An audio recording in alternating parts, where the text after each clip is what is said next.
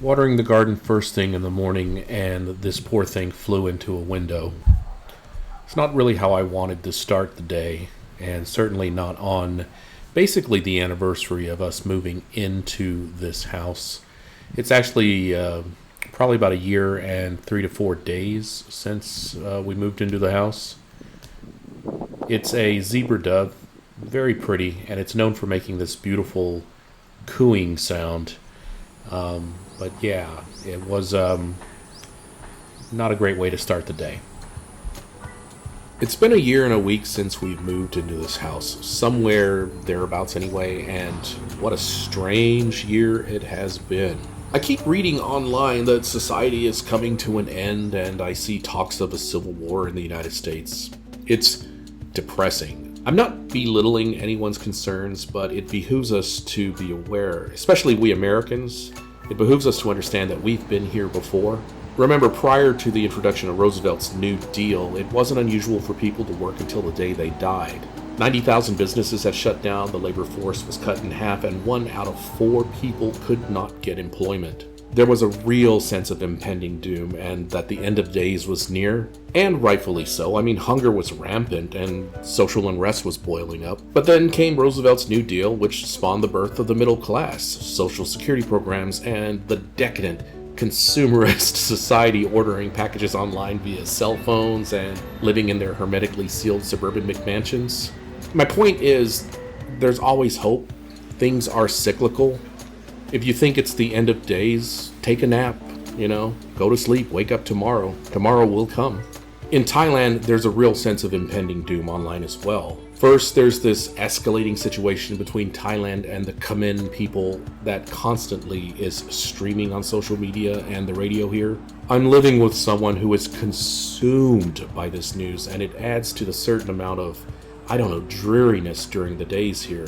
I've learned years ago that you should stay informed, vote your conscience, but doom scrolling and taking precious energy and time away from what finite days you have left, it's just not a good thing. If life is a symphony, your days are notes, but the swiping and the clicking of the screens should not be the metronome that you keep time to.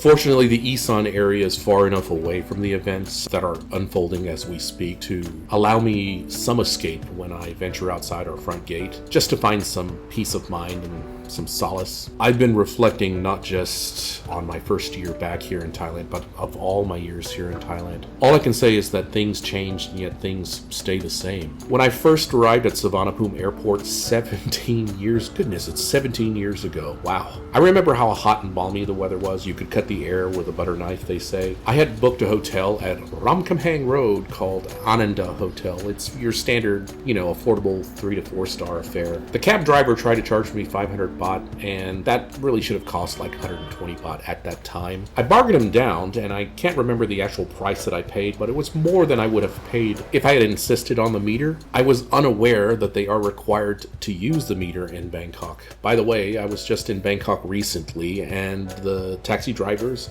are openly trying to bargain with the customer again. You should insist on the meter. In areas like MBK, Siam Paragon, or Silom, they often have their pick of the litter. This is mostly because tourists don't know any better and or are so desperate to get where they need to go that they just end up bargaining just to get it over with. But this incentivizes the taxi drivers not to actually follow the rules or the law. And I tip handsomely anyway. So I check into the hotel and I experience Bangkok for the very, very first time, not just as a vacationer, but as someone actually going to live there. Back in 2008, to me, Bangkok was bewilderingly vibrant. Far more than any Floridian cities that I was used to stomping around in. Far larger than any of those cities. It was noticeably bigger than the Bangkok that I could recall back in 1997, which was the last time that I had visited prior to 2008. Siam Paragon, Emporium Mall, Mall, Central World. These are among the largest, most dynamic retail spaces in the world, and they were around back in 2008. There were 3 SkyTrain lines and 2 subway lines. Now, the fact that there were 3 operating train companies between the lines who didn't share a ticketing system made traversing the otherwise wonderful transport system, let's just say, it left much to be desired by way of simplicity. Since that time, the number of malls has more than doubled, I believe, and the train lines have exponentially been added to the system. The green spaces have also been added and improved. The population went from 7 million people to over 10 million in that period of time.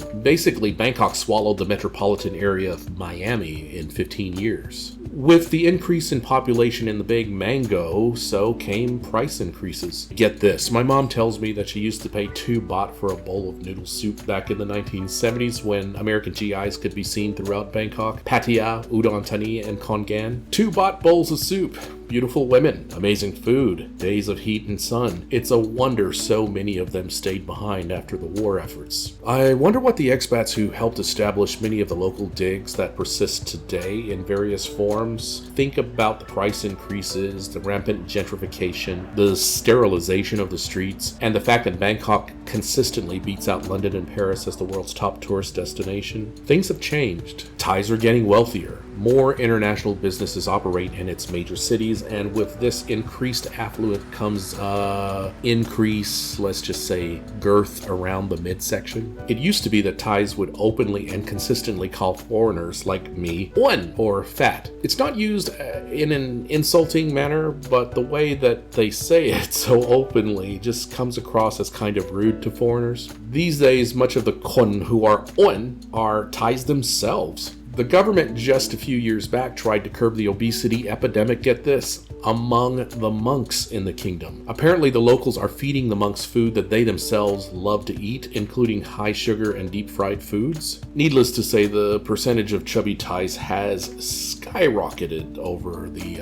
time that I've been here. Things are just far more available, not just the food, but everything, including high-speed internet and fast, cheap, reliable cell phone service. This time last year, we just moved into our house. Setting up the trash pickup, water service, and electricity accounts was a cinch, often happening automatically with the purchase of the house. You see, every service has an application, and you can pay your bill via that application. Every bank has an app on which you can make instant transfers via QR code, phone number, or account number. We bought a car, and with that purchase came the plates, a year of insurance coverage, and an 800 baht voucher for gasoline. By the way, new cars are flat priced in the kingdom, so you can wander into any dealership in the country and pay the same price for the make and model of your choice as you would anywhere, any corner of the kingdom. I'm sure there must be some kind of commission structure or model for salesmen because they are very willing and eager to help you. Now let me get this straight. I never ever wanted to drive a car again in my life. But here I am, driving every day. My mom has reached the age where it's better that she be driven. Additionally, some progressive cognitive issues impede her ability to navigate and to remember turns and landmarks, that kind of thing. So here I am driving. While I appreciate the freedom that it provides me, the folks in Khon give me PTSD on the highways. If it's flat enough and wide enough, it's a drivable surface to them. Wrong way in a one way? Well, is it quicker to do it the right way or the wrong way? Okay, the wrong way. Let's go! This year, I've also developed an appreciation for plants and flowers, something that I completely was indifferent to before moving here. When I lived in Florida, I lived in one of those newfangled housing developments where all the streets looked the same and the houses were painted similar colors, and you had to even get permission from your HOA to repaint the door of your house, like the front door, if it was a color that wasn't the original color. Basically, it was a middle-class stucco ghetto. As such, I took care of the yard and ensured that the lawn was mowed, but from time to time I would plant these flowers and shrubs just to kick things up a notch. But I was like indifferent to it. These were just things I needed to do to not be that neighbor and not get fined by the HOA. But after planting a bunch of different things this year here in Khon, I've come to not just appreciate the therapeutic effect that they have on me when I look at them, but the delight my mother often expresses when she notices them. Due to degraded memory, sometimes it's as if the plant is being seen and appreciated for the first time. Because of this, my objective in this coming year will be to expand on last year's efforts. Last year, I just wanted more grass coverage and erosion control. Also, more shading plants and herbs as well. I've made tremendous improvements, but there's a lot of work to be done. You see, I want to get to the point where no matter what part of the property she finds herself in, she'll see something delightful that may cheer her up. And boy, have I been planting, guys. This year I planted, 5 hibiscus flowering plants, 1 sumo orange tree, 1 lemon tree, 3 lime trees, 2 makrut lime trees, 1 wax chambu, 1 star fruit, 1 jackfruit, 2 Tacoma orange jubilee trees, 1 guava tree, 4 banana plants, 3 pepper plants, 3 holly basil, 4 Thai basil, 2 papaya trees, and 2 aloe plants. One of those aloe plants was killed due to vigorous weeding, and one of the papaya trees died, and I'm not really sure why. I've also planted dozens of lemongrass plants throughout the property too. Additionally, the property already had 5 mango trees, and we also have 4 sugar apple trees. When everything starts to bloom, this could be nightmarish trying to keep up with it, but we'll, I guess, cross that bridge when we get there. Thailand is always warm, so it's easy to plant most of the citrus and fruiting trees that you want. Additionally, flowers tend to love this climate. The only real issues I've had is knowing how to care for, say, like marigolds. I was told that they were easy to plant and care for, but I find them fussy. Zinnias, on the other hand, are like weeds.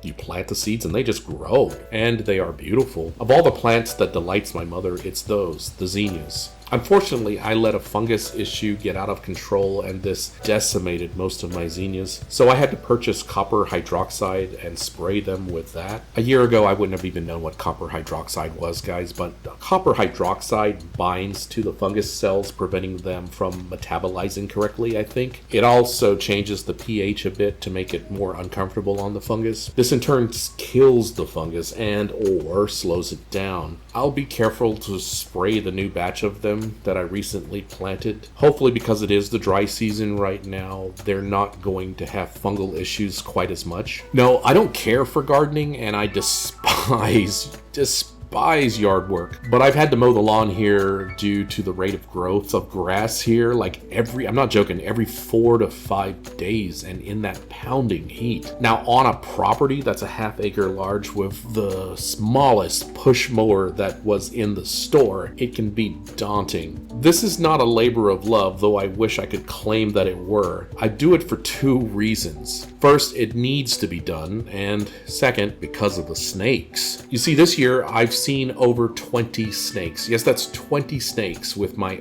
own eyes, and most of those were alive. Living in Bangkok, I saw one snake in 15 years. One snake, and that snake was dead. Here in rural Khon, if you look careful enough, you'll find them. They're everywhere. I once saw a lady at the local supply store swatting at a small cobra with her broom. It's little things like that that make me actually appreciate being here in the kingdom, believe it or not. It's just so different from being in the United States. The food, the sounds, and yes, the ladies who are swatting cobras, it's all this weird experience. It all adds to this far from home feeling, and I mean that in the best of ways. This year has been a year of firsts for me. It's the first time I've touched and fed a cow. I mean, that's something for a city boy. It's the first time I've driven in the kingdom at length. I mean, back in 1997, I was handed the keys and told to drive to the next village. And this was because nobody there knew how to drive a stick shift.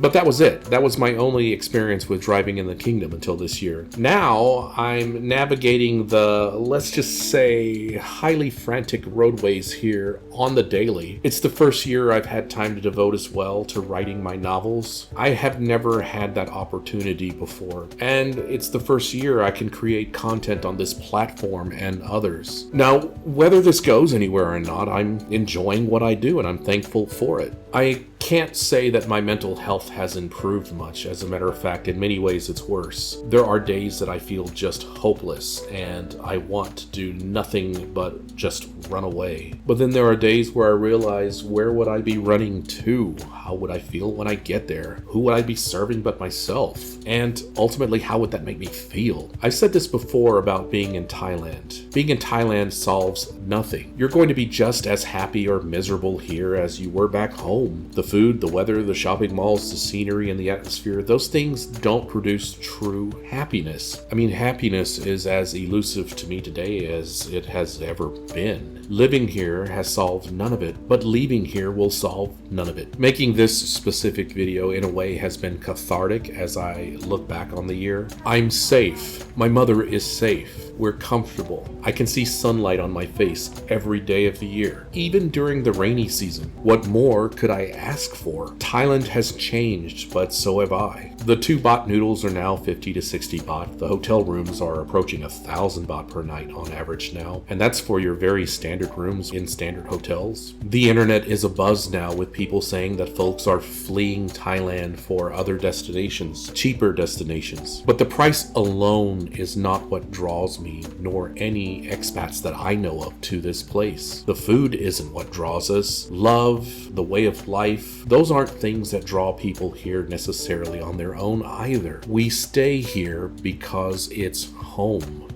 If you enjoyed this video, please like, comment, and subscribe. Once again, I love you.